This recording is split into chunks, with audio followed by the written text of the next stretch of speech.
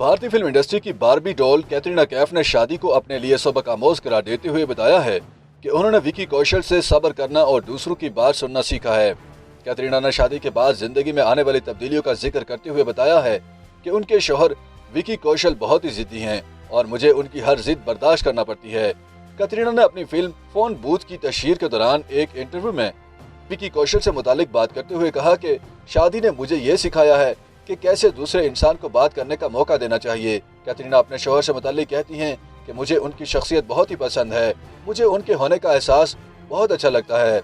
अदाकारा ने बताया कि शादी के बाद बहस व मुबाहसे में मुझे इस बात का इल्म होता है कि किस वक्त आपको खामोश रहना चाहिए और कब बोलना है ताकि सामने वाला शख्स भी अपनी बात मुकम्मल कर सके। इसके अलावा कैटरीना कैफ ने मजीद बताया कि मैं अपने जिम में दीपिका पादुकोण और आलिया भट्ट से भी मिलती रहती हूँ क्योंकि हम सब का एक ही जिम है। आलिया बहुत मजबूत हैं, वो अभी भी जिम कर रही हैं। 4 नवंबर को रिलीज होने वाली कॉमेडी हॉरर नोयत की इस फिल्म की मरकजी कास्ट में कैटरीना कैफ, सिद्धांत चतुर्वेदी, ईशान खड़ और जैकी श्रॉफ शामिल हैं। फिल्म फोन बूथ के अलावा कैटरीना कैफ श्री राम राघवन की film merry Christmas, Salman Khan की फिल्म टाइगर 3 और प्रियंका चोपड़ा और आलिया भट्ट के साथ फिल्म जीले जरा में नजर आने वाली हैं। कैटरीना इन दिनों अपनी आने वाली फिल्म फोन बूथ की तशहीर में साथी अदाकारों ईशान खड़ और सिद्धांत चतुर्वेदी के हमरा मसरूफ हैं और इसी हवाले से भारत के कई प्रोग्राम्स में शिरकत भी कर रही हैं।